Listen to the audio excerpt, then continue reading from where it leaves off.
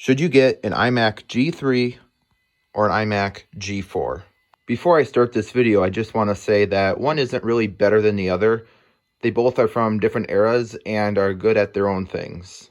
So I'm just going to share my experiences with both of these, and then you can decide for yourself which one you want to get. Starting off with the iMac G3, you can see it obviously has a CRT monitor, which is pretty nice to have. That flickering you see isn't visible in person. That's only through camera. That's just the refresh rate. I have the iMac DV model here, which is a later model.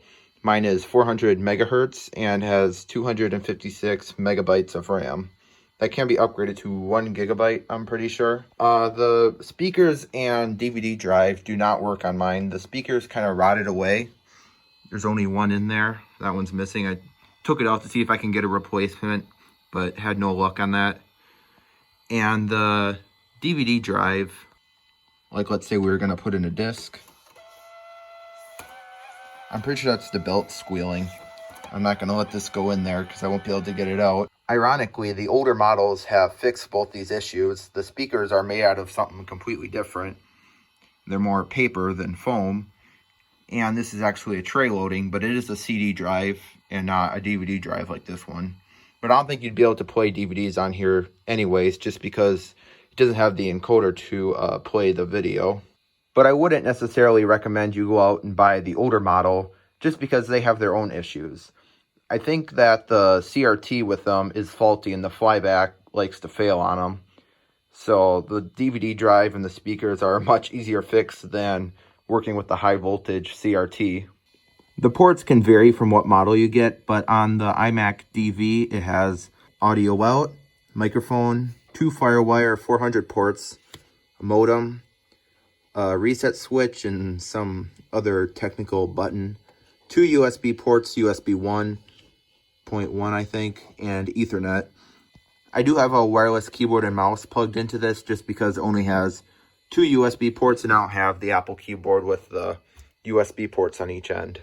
At the very back of the machine, this is where the standard power cord goes in, and behind that cover is a VGA out port, but unfortunately it only mirrors what's on the screen, so you can't have like a dual monitor setup. Obviously mine's in horrible condition. I got this one from Facebook Marketplace, and he said that he saved it from the dump, so you can imagine what this thing has been through. I could probably get a new bezel for it, but since this was only $35, I'm not looking to spend that again or more for a replacement bezel. I am surprised that this thing even still works. It didn't come with a hard drive, but I just threw a noisy one I had in there and it works just fine. And down here you can see that there are 2 headphone jacks, which makes sense since these were used in schools a lot of the time. And so 2 people can listen to the same video or program and have the same iMac. The nice part about all iMac G3s is that they can all run Mac OS 9, which is perfect for running old 90s software. And at 400 megahertz, it's no slouch for the 90s.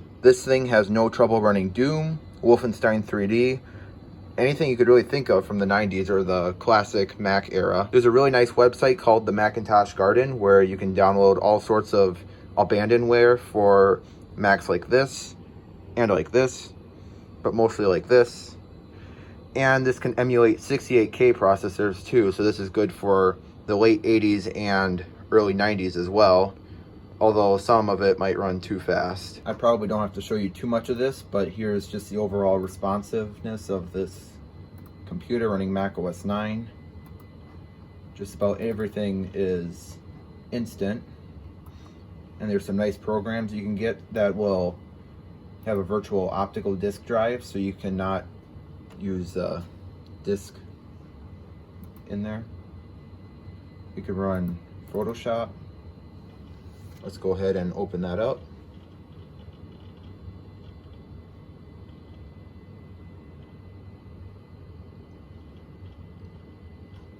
There it is. I'm not a huge fan how everything is sectioned off in a different window compared to, well, Windows.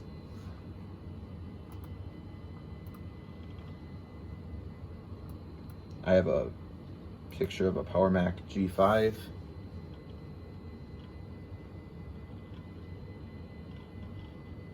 And there it is. That works good. Here's Doom running on this. It has no issues, of course. Which one? Shoot. Z. That's kind of weird. Of course, you can barely hear it just because of the blown speaker. Of course, you can connect external speakers or headphones to this.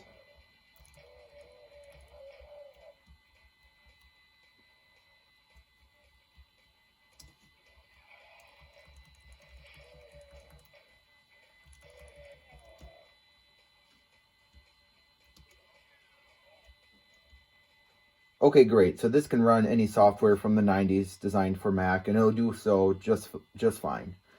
But let's say we wanted to do something a little bit newer and go into Mac OS X.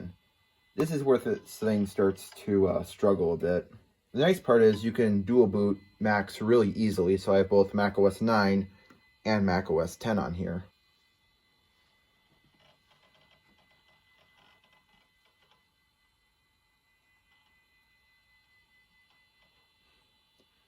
Yeah, Mac OS X takes quite a bit longer to boot up.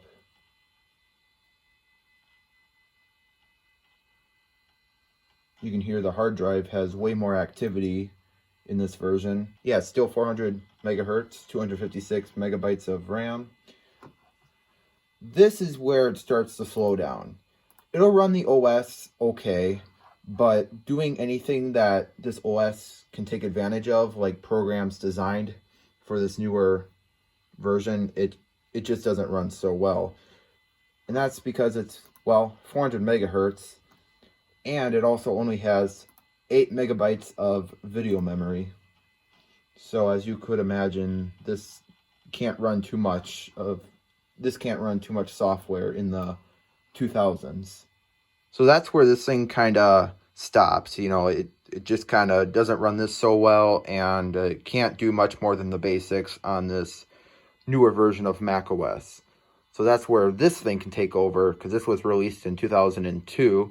Well, this specific one was 2003, and this thing came with Mac OS X. I also got this thing from Facebook Marketplace with this keyboard and mouse, but it also came with the Pro speakers, I think they're called, and they sound really good, and they're not rotting at all. I think they're made out of different materials than that.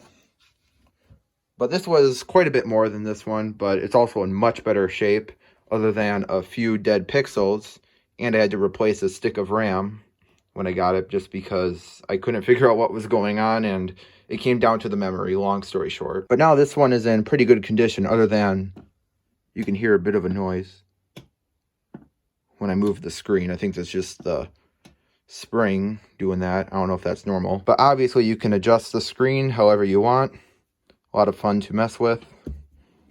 It's actually really nice. So if you're like standing up and you just walk over to the computer, you just have it like that. And if you're going to sit down, you can just kind of have it angled, so when you're sitting down, it's really nice. I kind of wish this design caught on a bit more, but I don't know. They just kind of moved away from it, and no one else really tried to steal it. Going over the ports of this one, here we have a Kensington lock, headphone jack, and the proprietary jack for the Pro speakers that actually delivers power and sound signals through that. 2 more Firewire 400 ports, Ethernet, power in. This is not a standard power cord. Well, kind of is. They call it a Mickey Mouse style cord. This also came with a modem, but this has 3 USB ports, still USB 1.1, and I think that's mini VGA. Let's go ahead and turn this one on.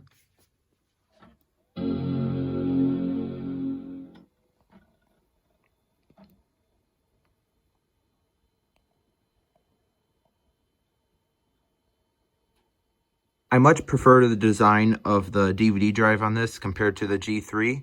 You just hold down F12, and it's a full-size desktop DVD drive versus a laptop style one. This works great. I didn't have to replace it. It's much more reliable. These both give me this error about the clock just because I removed the battery from both of these, since they're getting to the age where they could start exploding and wrecking the circuit boards like they do on 90s Macintoshes. So always to be safe than sorry, although it did still work on this computer. And speaking of internals, This has a 60 gigabyte IDE hard drive, and that has a 40 gigabyte IDE hard drive, just because that's what I had to put in it, more than it would ever really need. But in order to disassemble this one is you just flip it upside down, unscrew 4 screws, but they're missing on mine, so the bottom just kind of falls off. Remove the shielding, and then connected to the DVD drive is the hard drive bracket. You just take it out, and that's how you access it. This, on the other hand, you have to take the bottom off and disconnect almost all the cables, otherwise the bottom doesn't come very far off. Then you have to unscrew the whole assembly, and then you can take out the DVD drive and the hard drive. Then you can rip off the piece of paper that's on the hard drive, and then disconnect the hard drive and all that. But both of these drives are working good. I don't really have a need for an SSD for either of these. Sure, it may make it faster, but really, how fast do you need these? They're plenty fast with the original IDE hard drives. They don't, they're not a modern computer. They don't have to be very speedy. I think 128 gigabytes is the maximum that these two computers can ever recognize on the internal IDE bus. This computer, on the other hand, has a 800 megahertz PowerPC G4 processor, 640 megabytes of RAM, and 32 megabytes of video memory. These are both running macOS 10.4 Tiger, but this one can do it much better. And the software designed to run on Tiger works so much better on this computer. You can actually run Leopard on this unofficially, but the graphics card is not supported by Leopard, so you do get some graphical glitches and the animations aren't very smooth. So I definitely recommend Tiger for the 800 megahertz iMac G4. This iMac makes much more noise than this one, and that's just because it has a noisy hard drive. It has a Maxtor branded hard drive, which those are known to be noisy. I'm not sure what this one has, but this actually does have a fan, and this one does not. The fan is actually just right on top here, and it blows all the hot air out, and it sucks from the bottom edge, so you don't really want to set either of these on a carpet or a blanket, but then it just kind of blows the heat off of here onto the back of the screen. I'm surprised it's not all dusty, but I cleared out the dust pretty good on both of these, but this one had much more just because, well, it has a fan. The early models of the iMac G3 do have a fan, but these really should have had a fan too, because I think some of them are prone to failure, but this one still works good. So I'll do a quick software demo on this one too, just to get an idea on how it runs. Here we have Microsoft Word. This is the latest version that'll run on PowerPC, which is 2008, I'm pretty sure. It does not run well. It takes a while to open up on pretty much any computer. It's just a sluggish piece of software. Pretty much any old computer is great for word processing and music.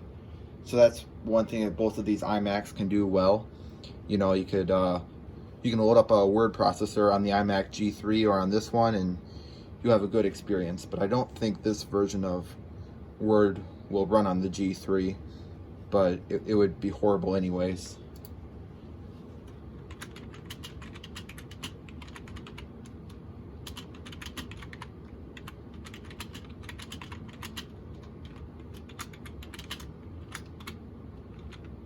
Whoa.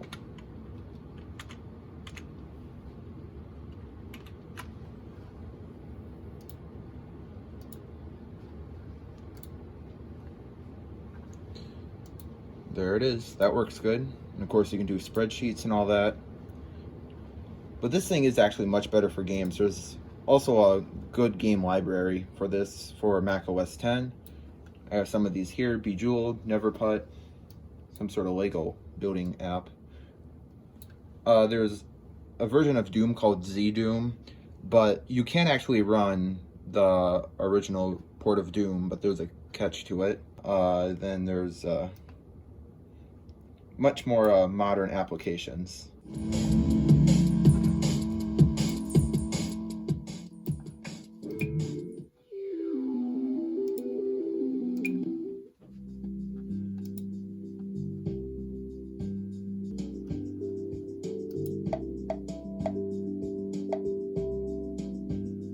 This can actually run Halo, and it does it okay. But probably the most demanding game you can run on these is Minecraft. It does actually work on the G3, but it's far from being playable. This, it's almost playable. It runs about 5 FPS.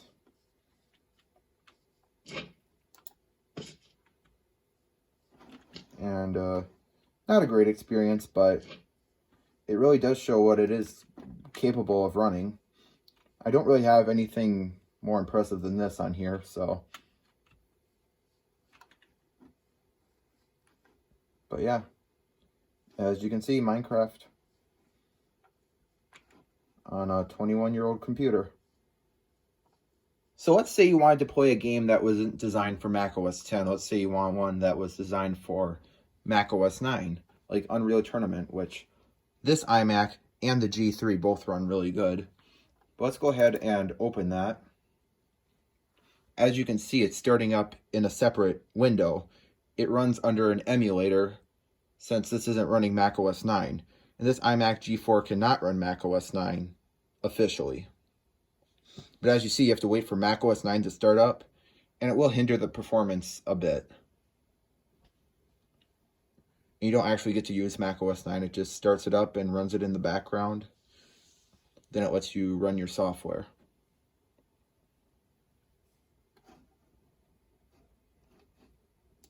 Which it'll do so kind of slowly. You can see we have the old style menu up here.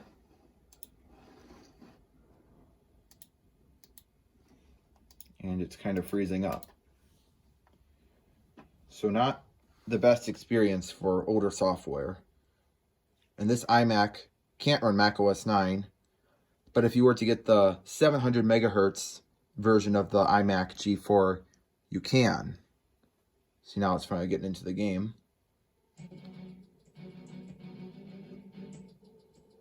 And it's kind of choppy. Not bad, but it's not running so great.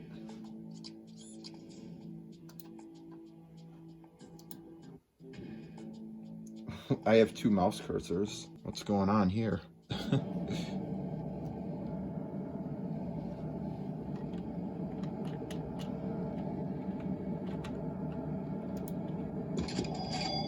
Yeah, I have like the mouse cursor on top of the screen.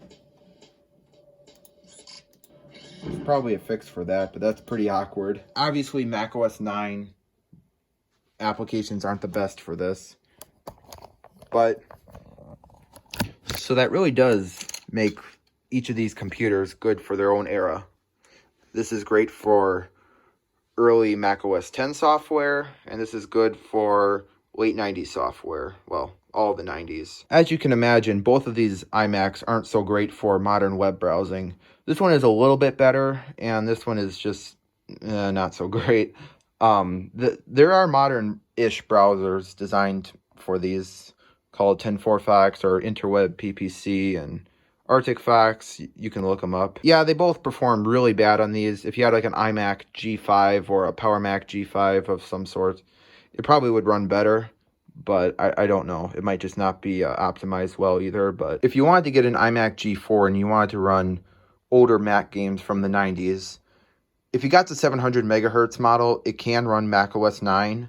And I think you might be able to run Mac OS 9 on this model using a custom ISO from Mac OS 9 Lives. Not all the hardware will probably work. There's no guarantee of it working. And if you were to get an iMac G4 for what they were really intended for, I would say at least get a 1 gigahertz model, just so it's faster, and that way the airport card can be an Airport Express instead of just the original airport like this one has. So I can't really go on wireless networks with this just because the airport card is too old to connect to modern WPS, and so I'm kind of stuck with using Ethernet if you wanted to transfer files through the network or download from Macintosh Garden. So that wraps it up for this video. I'm not sure what else I could really talk about with these two iMacs. If you have any questions, please let me know.